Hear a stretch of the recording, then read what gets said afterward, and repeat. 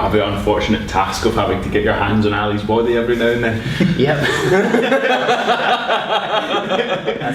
that has been unfortunate. Needless to say, sheets get burnt after. Yeah, I can well imagine. Torturing him's never a bad thing. So. Cool. Right, Jonny Kilpatrick, welcome to the Improved Glasgow Podcast. Thanks. Tell us a bit about yourself. Okay, so my name's Jonny Kilpatrick. I'm one of the two owners of a company in Glasgow called Physio Effect. We're essentially trying to become an all-encompassing physio service, which provides sort of anything from sports to sports injury management to people who are just suffering postural pain or various aches and niggles, and then take them from that point to just sort of a point of general well-being with rehab through whether it be clinical Pilates, sports massage, yoga, mobility. So. Cool. And you have the unfortunate task of having to get your hands on Ali's body every now and then. Yep. that has been unfortunate. Needless to say, sheets get burnt after.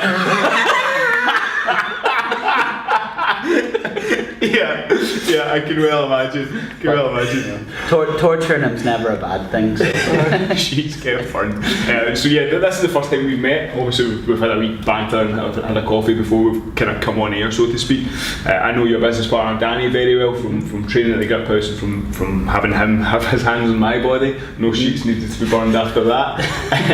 And the reason that we obviously, when we break people, we send them to you guys, be it yourself or be it Danny. Much appreciated. We don't do it deliberately, but it's like breaking people. Today's workout is sponsored by Physio. Yeah, exactly. The reason that I like Danny, and obviously yourself without knowing you, but guilty by association if I like Ali, I like you as well, is because you guys have got a kind of deal with that approach to physio. That I think that a lot of physios that I've dealt with in the past and that our members have dealt with in the past have a very kind of like almost softly approach to rehabbing, to treating injuries. It's kind of right, you've got an issue here, you need to rest for 6 weeks and take some painkillers and just chill out. And I don't really like that approach. I think there's a far better approach. I think that the approach that you and Danny at Physio Effect have is very much kind of hands-on. Like, you can still train, you can still do stuff, you just got to be sensible, and here's some kind of rehab stuff to do before or after you train. Like, give me a bit. Do you agree with that? Is that the way you guys think? That's good to see that you guys acknowledge that. And essentially, the difference is that Danny and I are trained as sports physiotherapists. Yeah. It's not a protected title in the UK. Anyone can call themselves a sports physiotherapist, but we've worked very hard to get the qualifications that we can legitimately call ourselves a sports physiotherapist. So, something that does eat us up as physios is when we hear someone's been to see someone else and they just get this really dismissive attitude of, just take a rest for a few weeks, or why are you doing that in the first place? Squatting's stupid. Yep. It's going to hurt your knees, or this really uneducated attitude. What we know is people are, they're coming to us with injuries that they've sustained doing something that they enjoy. They're going to do it anyway. We just have to find the safest way to get them back doing it, and work with them to do it. So. Yeah, which is cool. Yeah, like with the kind of more common stuff that you might come across, or the type of stuff that we hear about people is like niggly backs or anything else. We're trying to get them through the most effective workout that we can put them through to be able to get them from A to B. But what kind of things are people present themselves with when they come to you? Like, what across the board, like from like regular gym goer to like complete sedentary, or what's your kind of more kind of common issues? I would say generally in our clinic we've got good relationships with yourselves and a number of other gyms, so we don't tend to see a lot of like acute sports trauma, someone blowing out an ACL or Achilles. We get it occasionally. What we tend to see see most of is exactly what you've just said, so niggles. So it's something that you could classify as an injury, but essentially it's, they've overloaded something with bad movement, or one lifts went wrong but they haven't completely buckled themselves, and these people are going to try and find a way to keep training, say. So Mostly what we're seeing is niggles, irritations on tissue, overload, maybe bad sort of management on the side. Outside of the gym, they're maybe not doing enough release or stability work.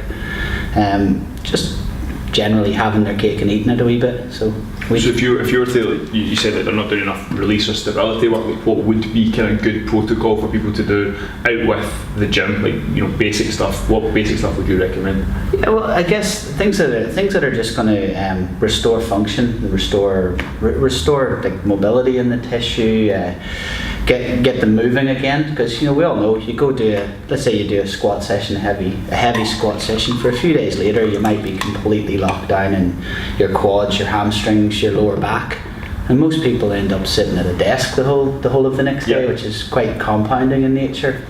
And then they turn up at the gym the day after, or that night, for another session, which might not be squats, but they're already tight in those areas. So it'd be good practice to work sort of a day behind, where you think, what did I do yesterday? Alright, quite tight in my quads from that. I should maybe do something to restore some function to that, or at least a more prolonged warm-up. Yeah. So think a day behind. You're good well. You spend about an hour every day on fluffing your body. But before you start training, it's about a 20-minute warm-up. I'll kind of put through the body, like whether it be like get the heart rate up, then find that tighter spot, whether it be quads or hips, or because I initially came to you like back in the day with like having like slip discs out my back, and we spoke about that in like a deadlift podcast, that like biting off more than you can chew in a lift as such. But that was before that I kind of like knew enough about like the movement as such to be able to kind of really go for it. But I know you're big into like your Pilates sort of direction as well, and I've been to like a bundle of mobility classes that you initially ran that I learned a lot from. But like, is there stuff about like you really educated me on like the pelvis and how it's meant to sit as such, but is there anything else that like you see people that are just doing completely wrong, like day to day, like in how their pelvis sits differently now? Habits, I guess. People don't acknowledge the habits they've got.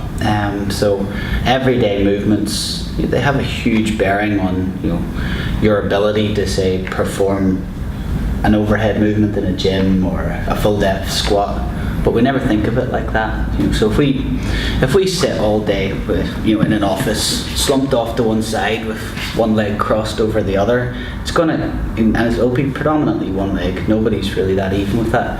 It is going to have an effect through the pelvis and lower back in terms of just your general mobility down there. So whenever you drop down into the bottom of a squat, you just sit down there, and I started laughing. That's my level. Always nice to work with professionals. But yeah, so you're going to go with where you've got the most mobility. So whenever you're under load and it's fairly maximal, you will find if you've got more mobility on your right side because you've sat with that leg crossed over the whole time, you're going to deviate off to that side, or you're going to compress the really tight side. So it's habits. I think people don't acknowledge the habits that they've got. And Ali, you picked up on that. We spoke about it on a previous podcast, and you picked up on it when one of our female members was having issues with her back, and you were kind of right. Everything looks good with your form, when you're lifting, when you're squatting, when you're deadlifting, when you're doing your mobility work. Everything looks solid, and you kind of just dug a bit deeper and you say, like, how do you sit at your desk? And she just I sit like that, and you're like, oh, go on it, please stop it. Yeah, it's one of those things that like we see a lot of time when people are doing like overtime in their work, or like people will then come in and be like, I'm just a bit tight and a bit niggly, because that's just another 8 hours they spent in that like weird position. Or like a couple of people said, oh, I got promoted in my work. It's like, congrats, cool. I now look at 2 computer screens, and they're in the middle, and there's one screen there, one screen there, and they're like kind of typing into that, and then they're like turning and typing into that, and then all of a sudden they just fully move around, and then they have to twist around, and like it kind of snowballs to an extent. Everything just kind of amalgamates in this weird place for them, and then all of a sudden you're going, cool, we're going to go kind of challenging on a barbell movement tonight, and then it's like, yeah, why is everything really sore all of a sudden? So it's interesting to see, like, people don't usually look at the bigger picture outside of the gym, that they'll come in for that that hour of what we try to give them and make it good and or tick the boxes of what we say sometimes, but it's what to do in 23 other hours of that day that's going to influence that. Absolutely, and no one's going to sit perfect the whole time. Nobody's going to sit with a perfect. None of us. I know. But yeah, Sit in bro stance. absolutely. Yeah. But it's Legs wide, chest up. We're trying to out alpha. Carrying 2 sheep. Funny you say. I've just written an article on for the Sunday Herald this week about just that, sitting with the legs wide. So had to resist some sort of dodgy title about women spreading their legs, of course, but there is some substance to it, and that's in fitting with what we've just been talking about is habits. So another one that we see really commonly is people doing a sit to stand or going up and down a flight of stairs, and they pay absolutely no attention at all to how they're moving. And poor movement is, in my opinion, the number one cause of these injuries that we're seeing. Very few people are completely buckling under a squat. It's repetitive overload with poor movement, or same with jumping. It's repetitive movement with repetitive injury with poor movement. So you see people going sit to stand, stand to sit, up and down a flight of stairs, and they don't pay any attention at all to their knee position.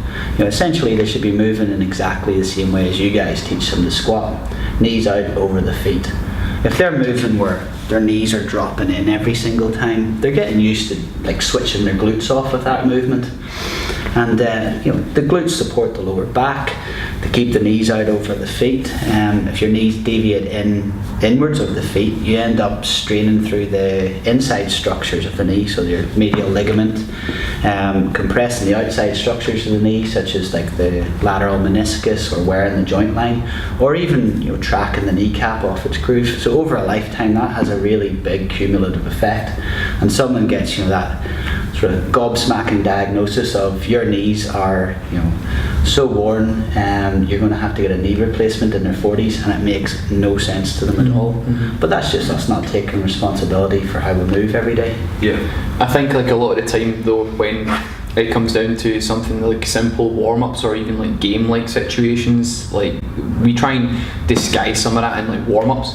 That okay, we're going to move on a single leg. We're a big fan of single arm, single leg work, so that it tries to take away a lot of those imbalances. Even one of the movements we did last night, the single leg deadlift with the kettlebells, and was it one of the guys described it as you picking up your shoes in a girl's house after a night out or something like that. A bit further and just said without trying to wake her up in the morning. Yeah, that was that. the way he had one leg in front, you try to keep doing these kettlebells. So there was that.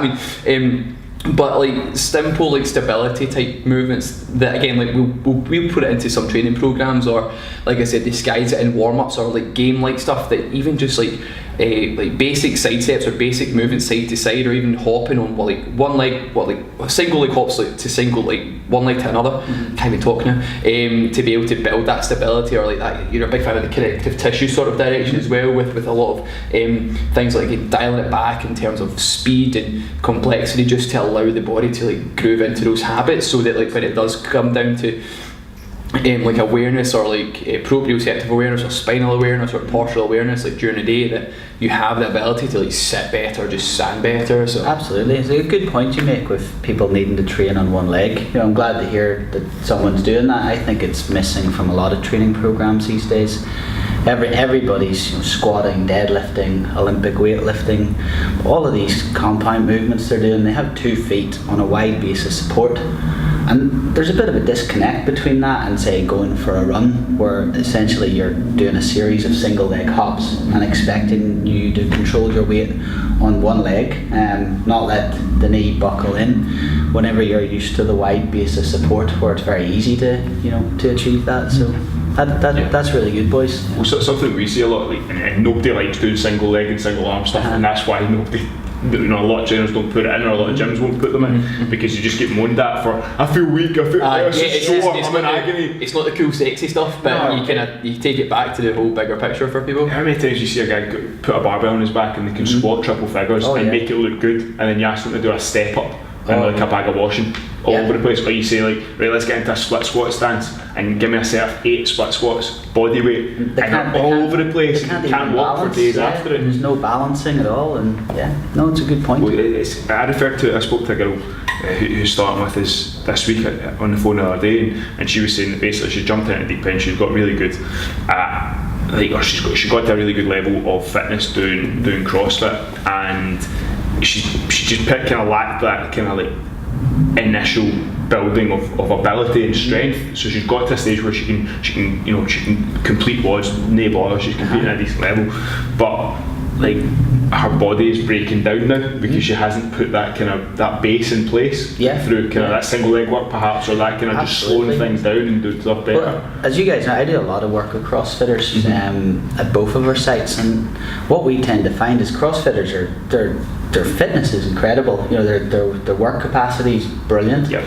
But their stability is actually shocking. And by stability, I don't mean locking yourself down and achieving a movement. I mean stability is in like good movements, control with say a single leg, or a pull-up or something like that. Like a pause squat or something. Yeah, because of the nature of the workouts, and I think CrossFit's great, I'm not bashing CrossFit here, but because of the nature of the workouts, everyone's trying to get that edge on time, so they're trying to just get ahead, but then they get ahead by compromising movement control. So you see like a pull-up where someone's firing their chin over the bar, but they're almost there and they just throw their head forward, and then they wonder why their neck gets sore. Or a handstand press up where somebody kips the movement and they're dropping down right onto the top of their head and then kicking up with their legs, and again wonder why you put your neck out. So no, I think it's CrossFit is great, but this it doesn't. The higher level CrossFitters don't necessarily demonstrate great control, in my opinion. That's why they tend to get these overuse type injuries, because they're moving hundreds of reps at high intensity, and it just trashes the tissue over a while. I refer to it rather than building like a pyramid, it's like building the Leaning Tower of Pisa, where they get really high up that, but once they get to that point, it's just kind of wavy and they're just waiting for something to go wrong. Correct. There was something like, because my shoulder blade injury that you've been treating for a while. How many bed sheets have you been through? All of them. The factory are no longer producing. It's like the one thing that you wanted me to work on was just my rotation through like my thoracic spine, so just the ability to just like turn one way and then like go the other without like my like lower back having to compensate for that as such. I mean, we basic training programs or movement in the gym is usually just straight line forwards, backwards, or like lateral raises and up and down, and there's not a lot of like rotational movement, which is when it comes down to that part of the spine that's meant to go that way, that when we then go to pick something up like gardening, that people are just slipping disc out their back or hurting their back because their body's just not used to that rotational movement. I think, as I said to you just during the sessions, Ali, as I often see, people are locked down in the thoracic spine that's the middle back for various reasons. The biggest one is probably driving and sitting at a desk. So we sit all day, sort of compressed in that position where our spine's getting stiff. There's no real rotational movement, and that's the actual part of our spine that is designed to rotate. Like the lower back, the neck, they're not really designed to rotate to the same degree as the thoracic spine and the rib cage. But what we find is everyone's locked down there. So then whenever you bend down with a slight twist to pick up something from the floor, your lower back performs that movement because the middle back's not really pulling its weight, so to speak, and you put out your lower back. Or same with your neck. Or if your thoracic spine's a wee bit stiff and you're used to sitting flexed all the time through there, you can't really expect that it's going to contribute a whole lot to your overhead movement, where it's actually really important for that. If you look at the length of your arm, if I bring that up to end of range where I'm stuck in flexion here and a thoracic kyphosis, that's my end of range at my shoulder. Now I can get overhead, but I have to compromise my shoulder where I'm almost popping it out the front of the socket and pushing my head through. Alternatively, if I've freed up a bit of movement in the thoracic spine, if you watch the difference here, because of the length of my arm, a little bit of movement here at my centre, if you extrapolate that out, it's actually quite a big angle difference. So everyone's like pulling their shoulders all sorts of ways, trying to get more movement. Yeah. You like that? Trying to get more movement for overhead, but actually, they're missing the fact that they're probably lacking the movement from their middle back. Yeah. So you find, like, if you take it into a practical application, a lot of people do a lot of kind of shoulder mobility work without realising it's actually the T-spine that's the thoracic spine that's tight, and it's maybe not actually the shoulders. I would say there's never been in the last year or two a single lower back, shoulder, and neck issue where I haven't addressed something in the T-spine. It's the common denominator for me. Yeah. So outside, like, people getting better at their habits, like sitting better at a desk or just being more posturally aware, like, what kind of things can they do in the gym? Like, as much as we try and disguise stuff in warm-ups, like if people were doing that in their own training, like, what kind of stuff would they do? Well, mobility firstly. Start to get your back arched over a foam roller, like after work and prior to a training session. Let's start getting that opened up.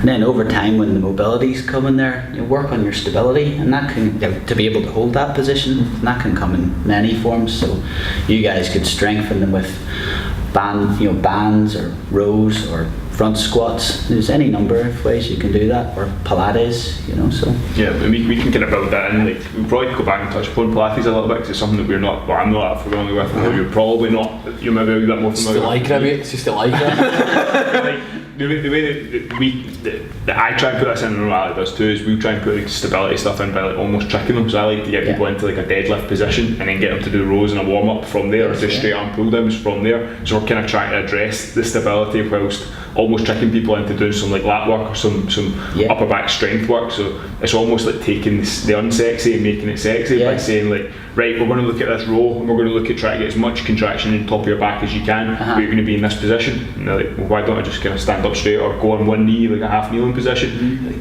just because. And then they'll just accept it because they have faith in it. But then from there, we're almost trying to kill two birds with one stone. Yeah, well, Pilates, Pilates is just, like I say, another program you can use to. It is designed originally for dancers and ballet performers. Right up Hill Street. Exactly. Yeah. It's designed for stability. So for these dancers and ballet to achieve this upright posture with balance and control. So it's working a lot of the deep stabilizers of the pelvis, the core, the shoulders, the neck, the back. Just about every exercise, if you look at a Pilates class, it'll be targeting some of those muscles. So not the muscles that you guys will work on in the gym, where you're just biceps and shoulders. Exactly, yeah. And glutes.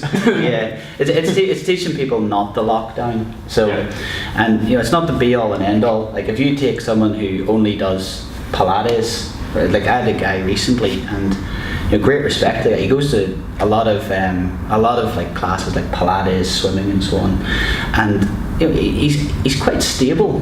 But we gave him then one like a resistance workout, and it absolutely floored him. The guy had that the whiteout, the complete sort of lack of any sort of complexion. Looked like he was going to throw up or keel over, and that was actually quite light resistance work. So there needs to be a balance between the two.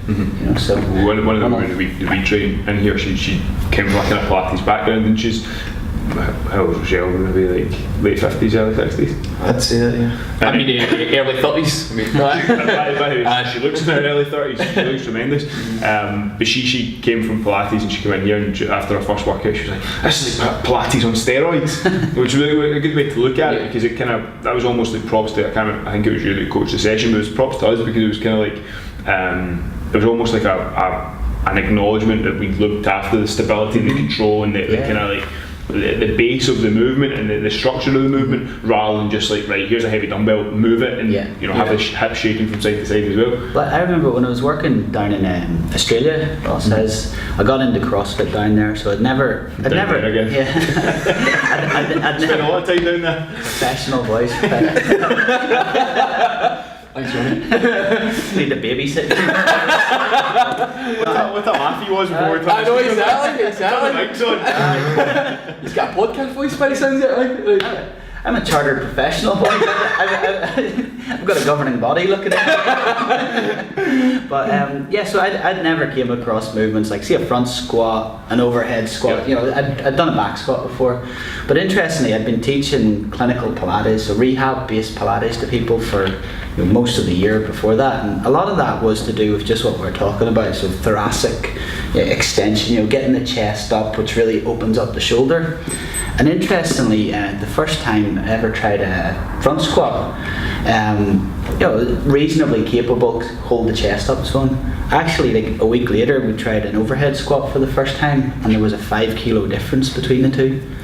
And there was only a 10 kilo difference between the front squat and the back squat, and it was all about just body awareness and movement control. So yeah, because you usually see like in the front squat, as much as I love the front squat, it's like my baby in that situation, but like people just struggle to just initially get their hands under the bar just through like a lack of where their shoulder blade's meant to be. So like we kind of have a bit of a get out sometimes of like safety squat bar with the handles, or like you can put lifting straps under the bar as well to help that front rack position, but that's just getting the bar there. Once you then try and hit the depth of the squat, it's like how's the back then, like are you like folding forward, are you able to keep that tension and such? So it's like it's a good, I would like using the front squat as a good tool to kind of see how people's shoulders sit. Absolutely, and mobility isn't everything on these movements. The mobility gets batted around. It's sort of flavour of the month these days with fitness. But if someone doesn't have stability, they can have all the mobility in the world, and they're still not going to perform that movement safely or well. Yeah,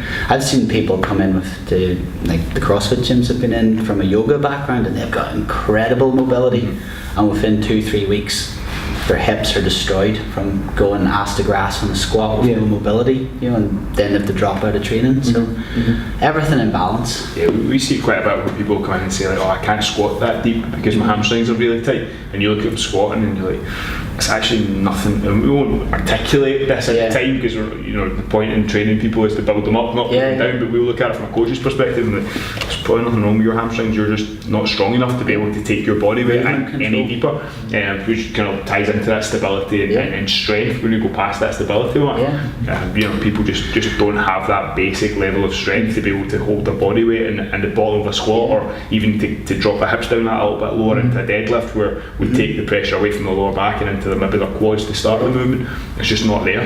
Yeah, you guys probably agree. Like I've seen over the years people get great mobility gains from just performing a movement well. So see, like let's say a front squat where they've actually started, maybe they're not going to break parallel, and they've worked for weeks to that, but they've moved really well to that point, and then all of a sudden they can move beneath parallel but still holding good sort of movement control, and their tissue just it gets let out accordingly as and when they're stabilising well with that movement and they've practiced it enough.